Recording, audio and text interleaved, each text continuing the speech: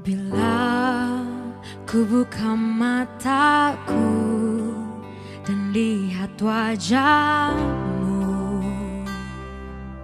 ku terkagum. Bila ku lihat hidupku dan karya tanganmu, ku tersanjung karena semua yang baik dalam hidupku itulah karyamu. Kau beri kesempatan yang baru dan ku ingin mengenalmu, Tuhan, lebih dalam dari semua yang ku kenal. Tiada kasih yang melebihimu. Ku ada untuk menjadi penyembahmu.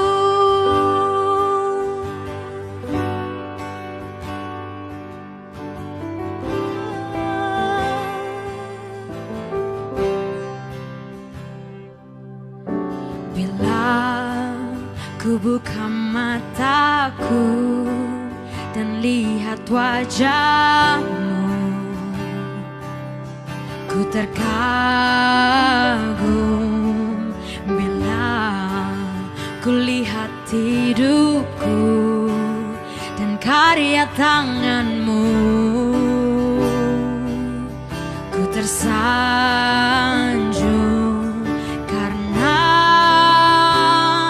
semua yang baik dalam hidupku itulah karyamu. Kau beri kesempatan yang baru dan ku ingin mengenalmu, Tuhan, lebih dalam dari semua yang ku kenal. Tiada kasih yang melebihimu.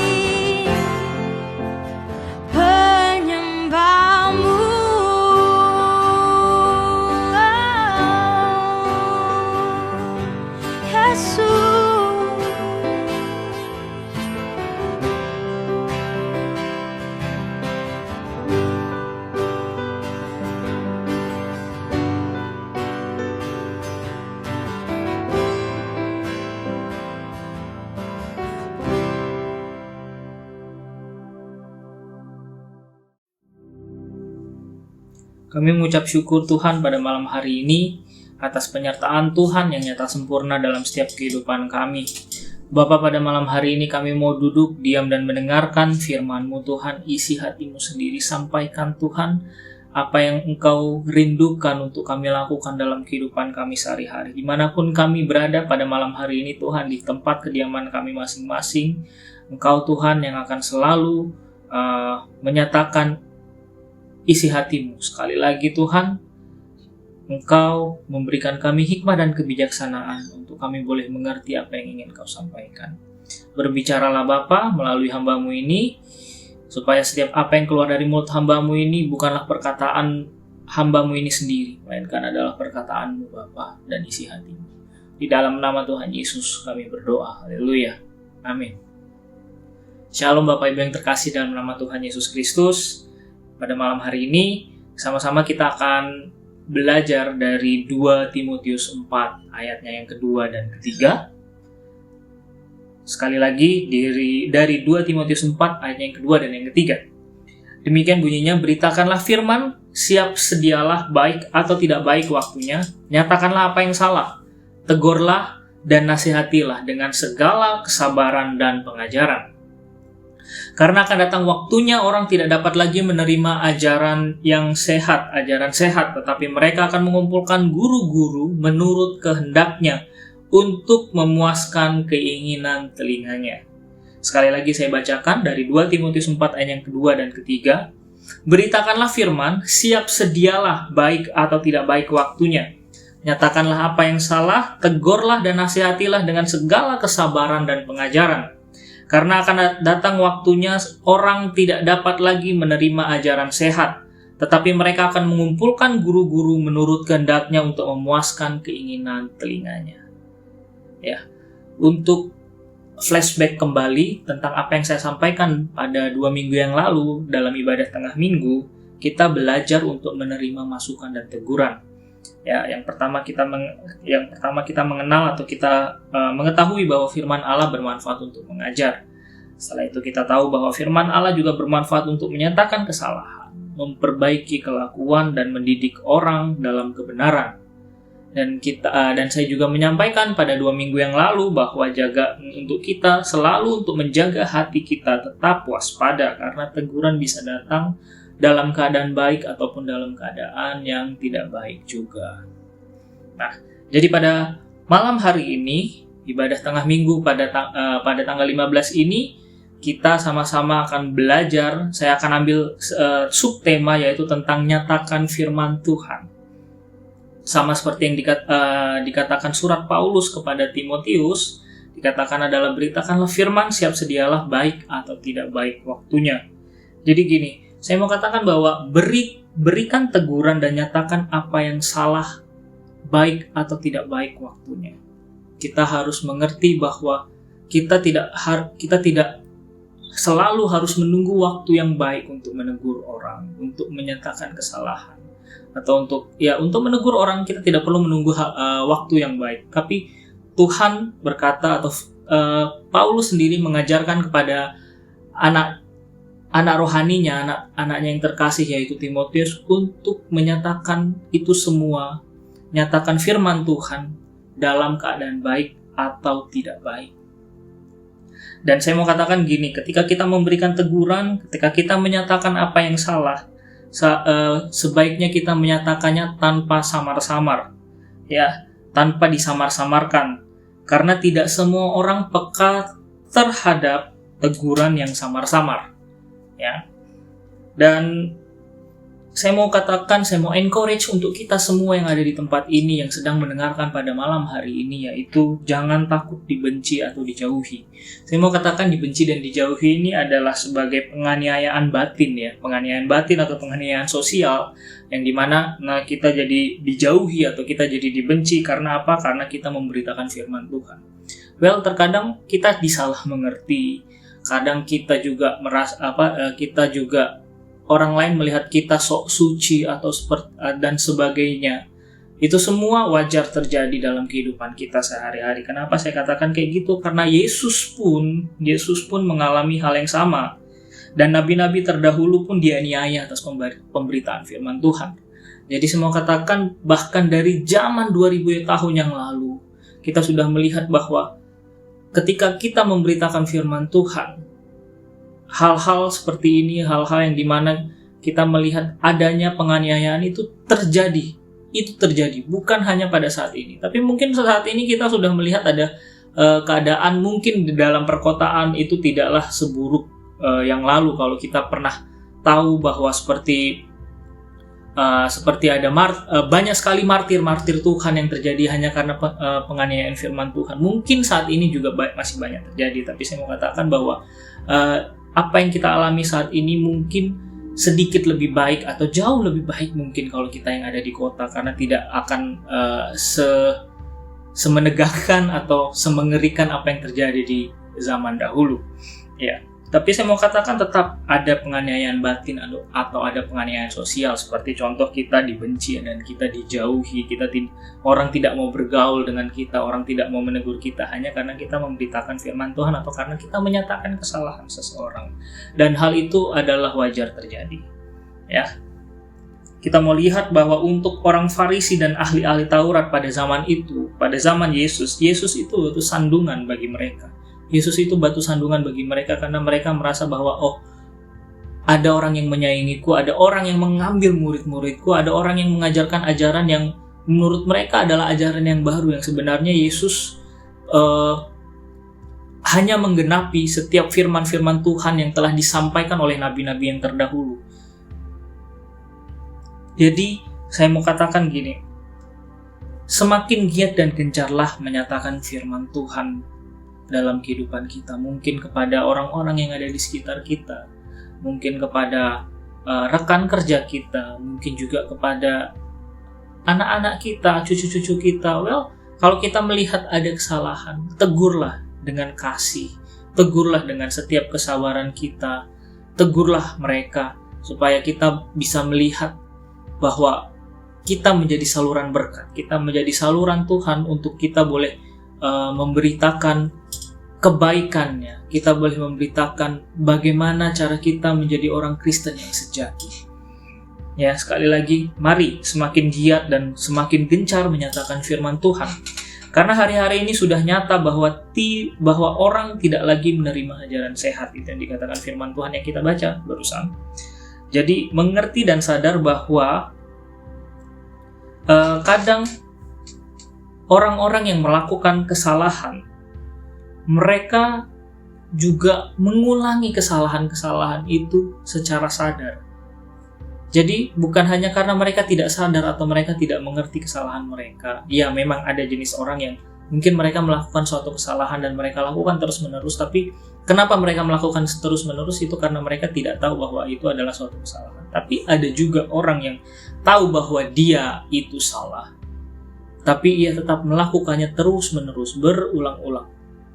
Ya, dengan sadar, dengan kesadaran penuh, ia tetap melakukan kesalahan demi kesalahan. Nah, orang-orang yang seperti ini adalah orang-orang yang perlu kita kasihi, orang-orang yang perlu kita doakan, dan orang-orang yang perlu kita tegur. Ya, kita sudah berada pada zaman orang suka dan sangat suka, mungkin saya mau katakan mungkin orang-orang ini hanya mencari hamba Tuhan untuk memuaskan keinginan telinganya. Jadi jangan kaget kalau pemberitaan firman Tuhan akan semakin sulit. Orang-orang hanya akan mencari mungkin firman Tuhan atau khotbah tentang berkat, tentang karunia dan sebagainya. Tapi kalau tentang teguran, tentang bagaimana melakukan sesuatu yang baik, tentang kebenaran, tentang ketika kesalahan mereka dinyatakan dalam firman Tuhan, mereka tidak suka akan hal itu. Karena saya mau katakan, ya, saya harus akui bahwa tidak ada orang yang suka untuk kesalahannya dinyatakan. Orang hanya mau menyembunyikan setiap kesalahan-kesalahan mereka, tapi mereka tidak suka kalau kesalahan mereka dinyatakan di depan umum. Tapi saya mau katakan gini, meskipun mungkin banyak orang tidak suka ditegur, tidak suka untuk kesalahannya atau kekeliruannya itu dinyatakan, tetap firman Tuhan katakan, seperti yang saya sampaikan di 2 minggu yang lalu, itu adalah fungsi firman Tuhan. Firman Tuhan berfungsi, itu bermanfaat untuk mengajar, untuk menyatakan kesalahan dan untuk memperbaiki kelakuan. Jadi ketika kesalahan kita itu dinyatakan, kita ditegur, itu bukan untuk menjatuhkan kita, tapi untuk memperbaiki kelakuan kita. Nah, kita pun harus mampu untuk memperbaiki kelakuan seseorang. Orang-orang yang ada di sekitar kita, kalau kita melihat mereka melakukan kesalahan atau melakukan sesuatu hal yang tidak baik, mari tegur dia sebagai sahabat, sebagai saudara, sebagai orang tua. Tegur supaya ia pun mengerti bahwa kesalahannya itu dilihat orang dan orang ingin bahwa kita ingin dia berubah untuk menjadi orang yang lebih baik lagi. Ya. Jadi ya sekali lagi saya mau katakan gini, banyak orang akan merasa marah, akan merasa sakit hati dan akan merasa tertolak ketika mereka ditegur, ketika kesalahan mereka atau perbuatan mereka atau kekeliruan mereka itu dinyatakan secara terbuka. Banyak sekali orang yang akan merasakan marah, sakit hati.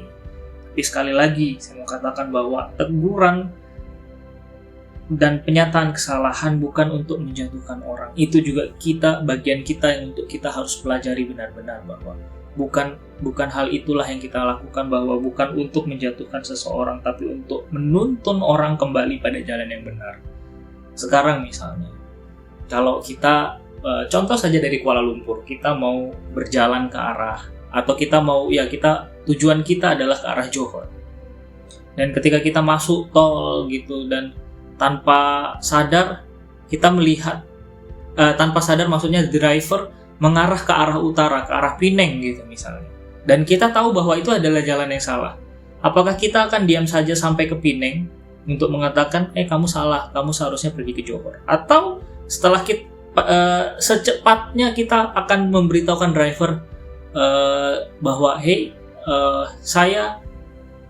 tujuan kita adalah ke Johor, kita bukan ke arah Pineng, tapi kamu sudah menuju ke arah Pineng. Apakah benar tujuannya ini ke sini? Seperti itu.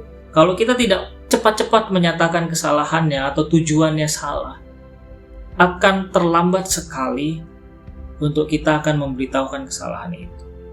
Jadi saya mau katakan bahwa mari untuk kita yang menegur dan untuk kita yang ditegur, kita punya bagian kita masing-masing. Untuk kita yang menegur, ketahuilah bahwa ketika kita menegur itu adalah untuk kita memperbaiki kesalahannya, untuk orang kembali kepada jalan yang benar.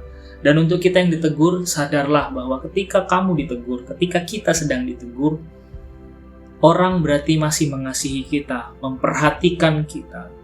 Dan itu sebabnya kita ditegur supaya apa? Supaya kita tidak melakukan kesalahan-kesalahan itu lagi. Kalau kita sudah tidak ditegur, kita dibiarkan saja, berarti kita mungkin saja mereka yang menegur kita, yang sering menegur kita berkata, sudah tidak ada harapan untuk dia ditegur. Jadi biarkan saja. Kita mau jadi orang yang seperti apa? Yang tidak mau ditegur atau yang mau ditegur? Orang yang mau dikasihi atau orang yang tidak mau dikasihi? Pilihannya ada di tangan kita masing-masing. Sekali lagi, mari saya mau katakan gini, jangan takut untuk mengajar, jangan takut untuk mendidik, jangan takut untuk menyatakan kesalahan, dan jangan takut untuk memperbaiki kelakuan, mendidik orang dalam kebenaran, karena itu adalah perintah Sang Raja bagi kita semua. Saya akhiri dengan satu firman Tuhan yang terdapat dalam Matius 5 ayat 11-12. Ini adalah ucapan berbahagia ya, atau khotbah Yesus di atas bukit. Dikatakan seperti ini dalam Matius 5 ayat 11-12. Berbahagialah kamu jika karena aku kamu dicela dan dianiaya, dan kepadamu difitnahkan segala yang jahat. Bersukacita dan bergembiralah karena upahmu besar di sorga, sebab demikian juga telah dianiaya nabi-nabi yang sebelum kamu. Berbahagialah kamu jika karena aku kamu dicela dan dianiaya, dan kepadamu difitnahkan segala yang jahat. Tuhan Yesus memberkati kita semua. Mari kita bersatu di dalam doa. Kami mengucap syukur Tuhan Atas firman Tuhan yang Engkau berikan pada kami pada malam hari ini, biarlah setiap daripada kami menjadi pelaku firman-Mu Tuhan. Kami mampu untuk melakukannya Tuhan, untuk kami berani menyatakan firman Tuhan baik atau tidak baik waktunya dalam segala situasi dan kondisi. Kami tetap menyatakan firman Tuhan.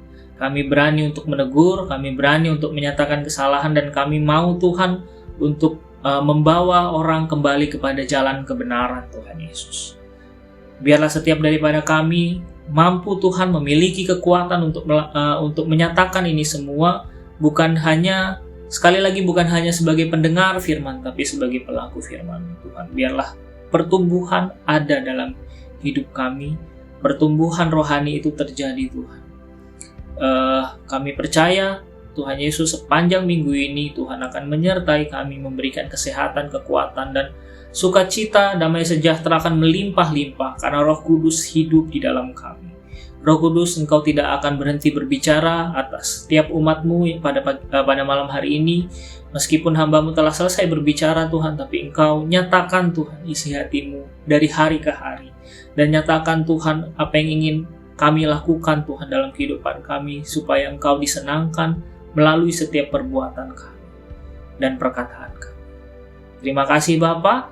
Keluarga kami yang tidak bersama dengan kami, Tuhan Yesus, Engkau menyertai mereka juga pribadi lepas pribadi. Nyatakan kuasa-Mu, nyatakan kemuliaan-Mu di atas mereka semua. Mereka boleh melihat ada Kristus diam bersama-sama dengan mereka dan berkarya di dalam kehidupan mereka.